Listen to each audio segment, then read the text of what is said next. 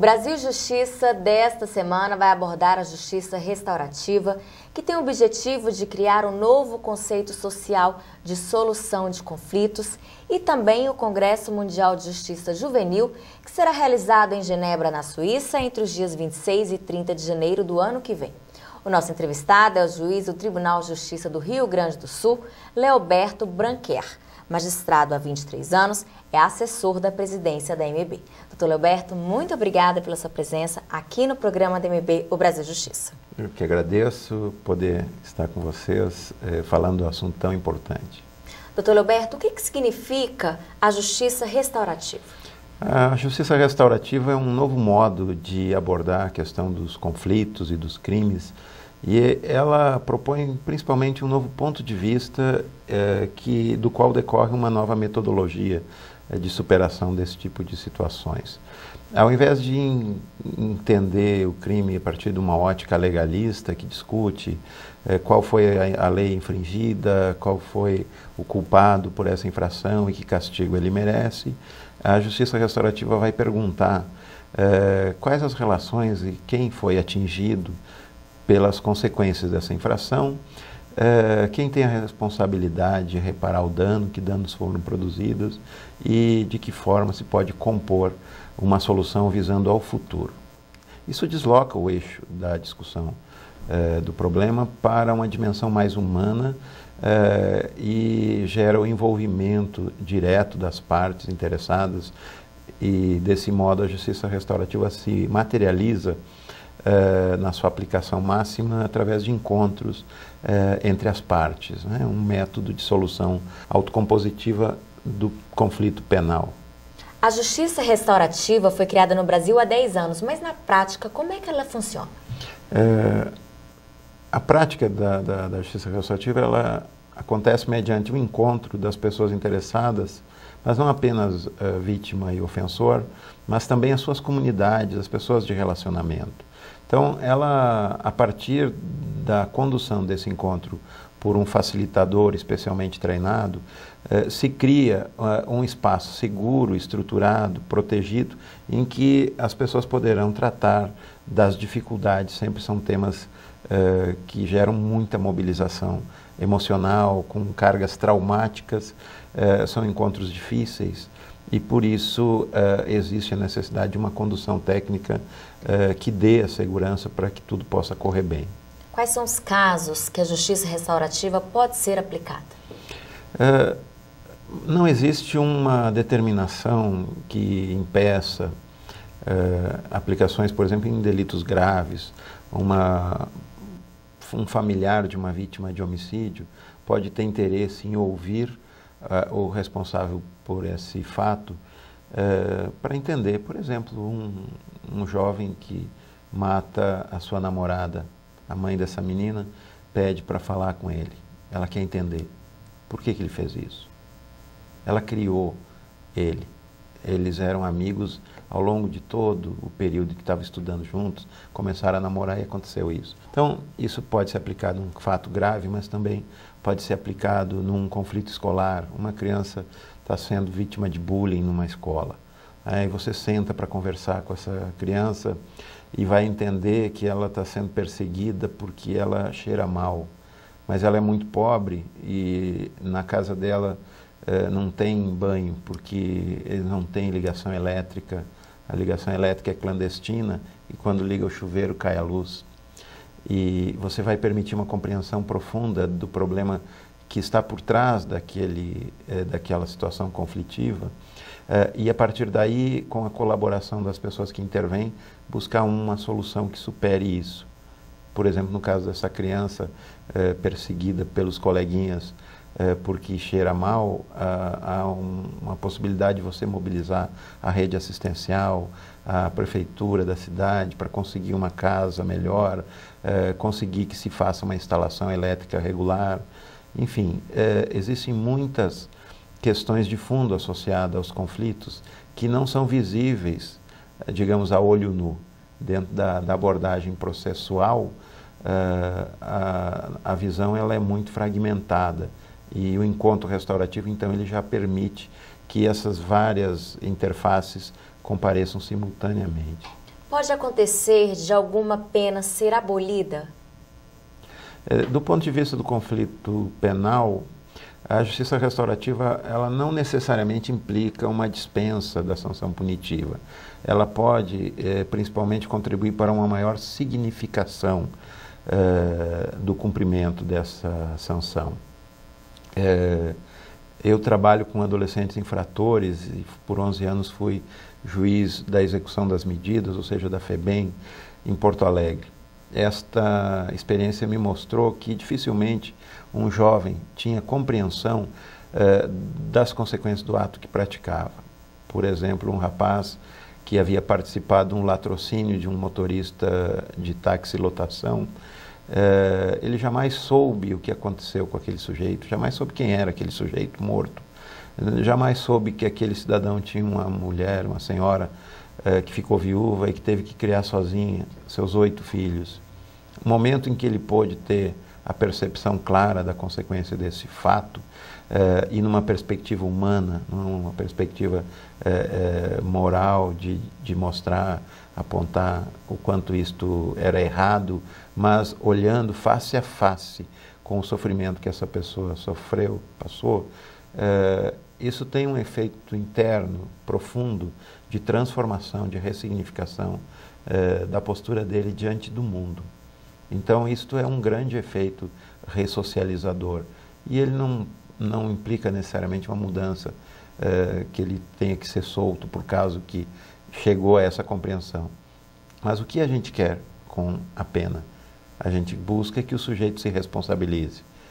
Enquanto ele não se responsabilizar, talvez a gente precise do controle coercitivo de fora para dentro.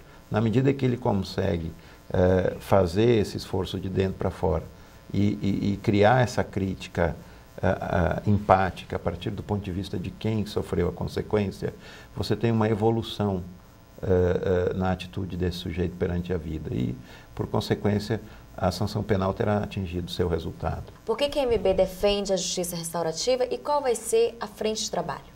A MB reconhece, primeiro, a introdução da justiça restaurativa no Brasil aconteceu através de 3 projetos pilotos em Porto Alegre, São Caetano do Sul e Brasília. Essas sementes foram confiadas a magistrados que conduziram esses projetos. E o que acontece hoje, 10 anos depois desse processo de introdução, há uma devolução dessas sementes pelos magistrados, através da sua entidade de classe, à sociedade brasileira. As ideias foram testadas, foram confirmadas na sua validade e agora a MB, então, propõe esse esforço interinstitucional amplo de ações no âmbito do Poder Judiciário, das associações de magistrados, das escolas de magistratura, do governo, da sociedade civil, das agências das Nações Unidas, objetivando que essas novas perspectivas de abordagem da questão da violência e do crime possam ser levadas amplamente para todo o país. Muito obrigada. No próximo bloco, o juiz do Tribunal de Justiça do Rio Grande do Sul, Leoberto Branquer, vai falar sobre o protocolo de cooperação assinado entre diversas instituições que prevê a expansão da justiça restaurativa no país. Fique com a gente, o intervalo é rapidinho. Em parceria com a Escola Nacional da Magistratura da Paraíba e com o Núcleo de Psicanálise da Universidade Federal do Paraná, a Escola Nacional da Magistratura oferece 50 vagas para o 5º curso de Jurisdição e Psicanálise, que vai ocorrer de 5 a 7 de novembro na Escola Superior da Magistratura da Paraíba. Os interessados devem se inscrever até o dia 5 de outubro no site www.enm.org.br ou pelo telefone 61 2103 9002.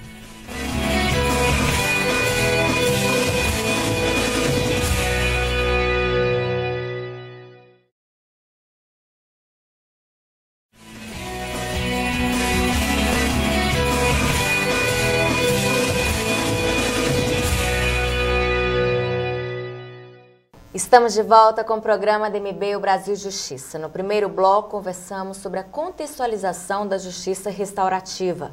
Agora, o juiz do Tribunal de Justiça do Rio Grande do Sul, Leoberto Branquer, vai falar do protocolo de cooperação assinado entre diversas instituições que prevê a expansão da justiça restaurativa no país. Doutor Leoberto, o documento foi assinado pelo ministro Ricardo Lewandowski, eleito presidente do Supremo Tribunal Federal e do Conselho Nacional de Justiça, pela ministra da Secretaria de Direitos Humanos da Presidência da República, Idelice Savati, entre outras autoridades. Na prática, o que significa esse protocolo?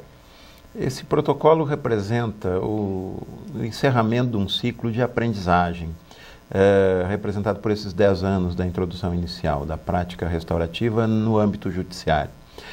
As experiências consolidadas a partir de aí, nos estados em que foram introduzidas como projetos piloto, possibilitaram então que hoje se proponha a difusão em todo o território nacional. Assim como em 2005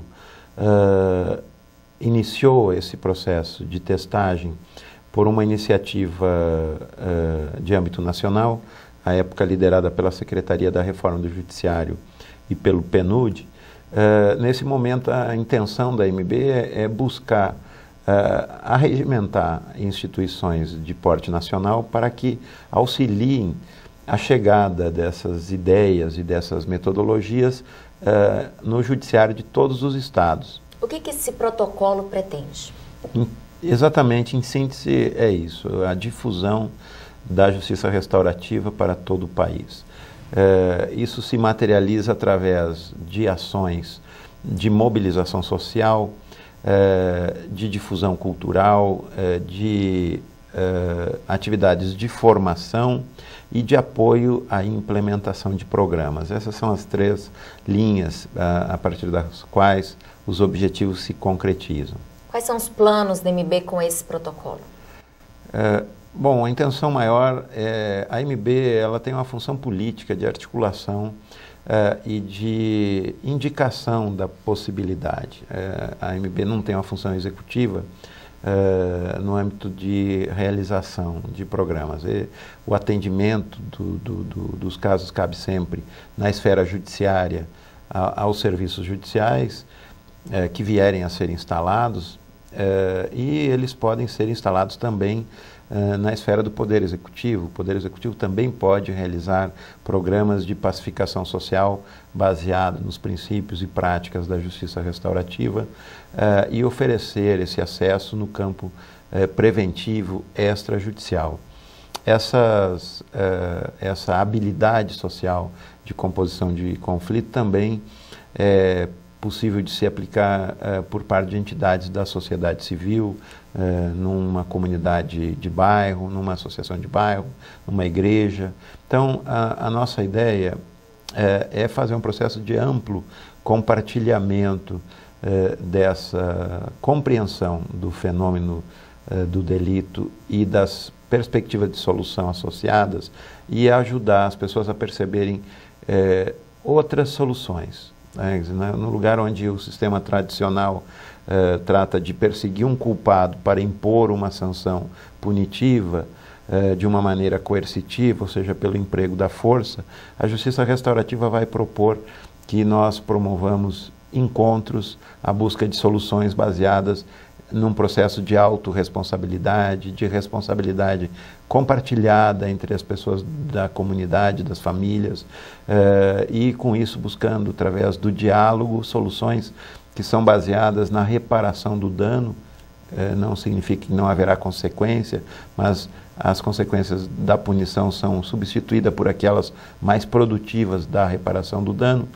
E o vetor de força que se exerce aí é a força do coesionamento do tecido social, a força da união da família, da comunidade, no sentido de garantir o cumprimento do plano que resulta do encontro restaurativo. A justiça restaurativa já funciona em São Paulo, Rio Grande do Sul e Brasília. A ideia da MB é expandir esse projeto para outros estados também? Esses estados que você referiu são os estados em que foram implantados os projetos pilotos, a testagem. Mas nesses 10 anos já ocorreram também desenvolvimentos de programas nos tribunais do Mato Grosso do Sul, do Maranhão, do Pará, de Minas Gerais, da Bahia. São os estados em que a gente tem uma ideia de uma incorporação mais estruturada. E existem também testagens espontâneas, práticas, mais rarefeitas em outros ambientes, não só judiciários, mas também comunitários. Obrigada. Mudando de assunto, ministros das Cortes Superiores, magistrados e autoridades do Poder Judiciário celebraram o aniversário de 65 anos da AMB. No jantar comemorativo, o presidente João Ricardo Costa recebeu um álbum de selos e a réplica de um carimbo, lançados pelos Correios especialmente para marcar a data. Confira agora os depoimentos de alguns convidados.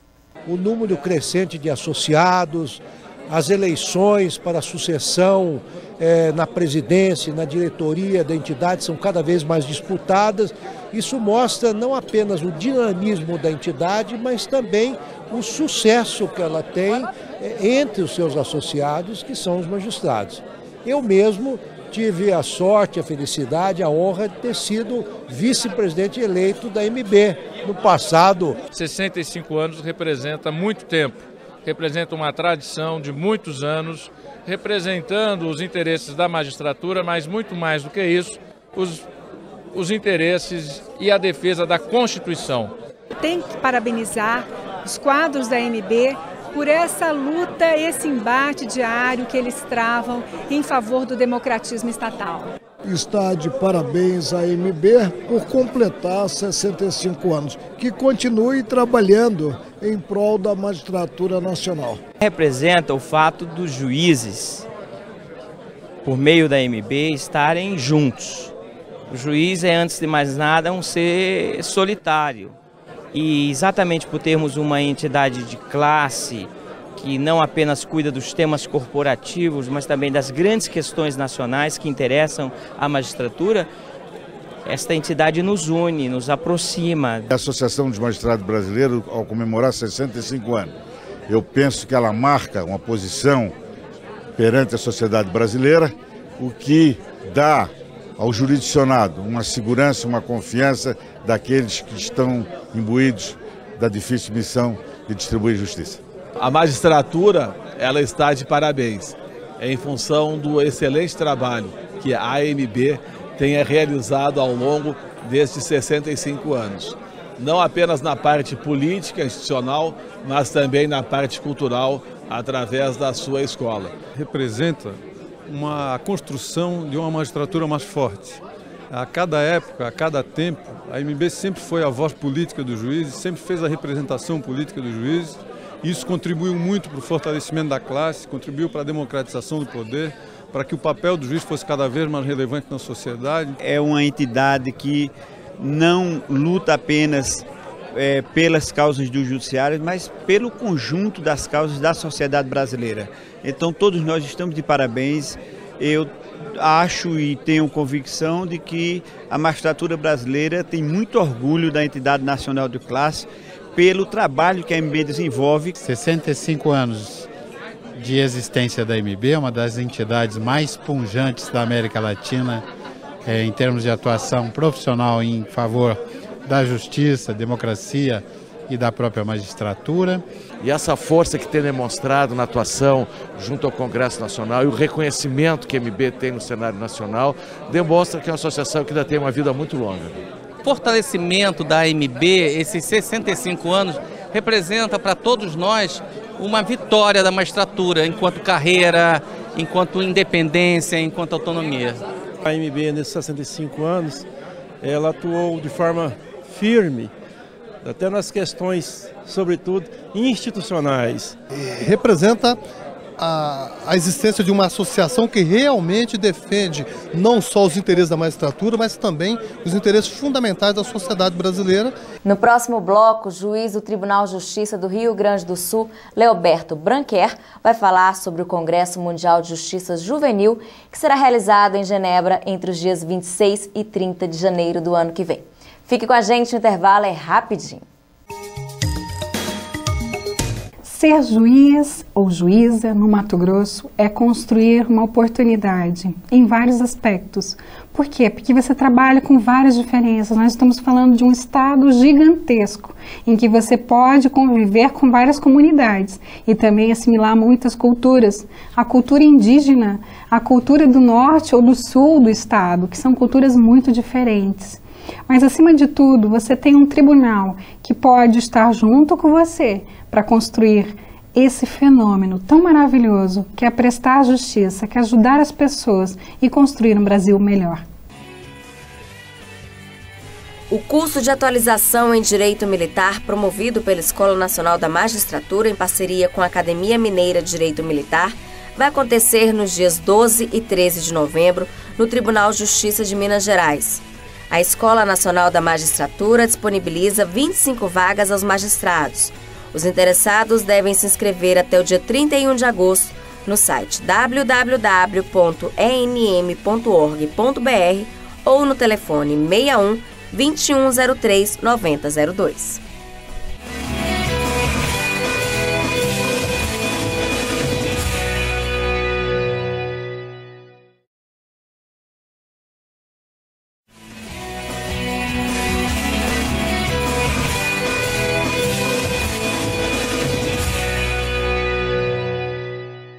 Estamos de volta com o Brasil Justiça. Nos 2 blocos anteriores, conversamos sobre a contextualização e o protocolo de cooperação assinado entre diversas instituições que prevê a expansão da justiça restaurativa no país. Agora, o juiz do Tribunal de Justiça do Rio Grande do Sul, Leoberto Branquer, vai falar sobre o Congresso Mundial de Justiça Juvenil, que será realizado em Genebra entre os dias 26 e 30 de janeiro do ano que vem. Doutor Leoberto, qual a importância desse congresso?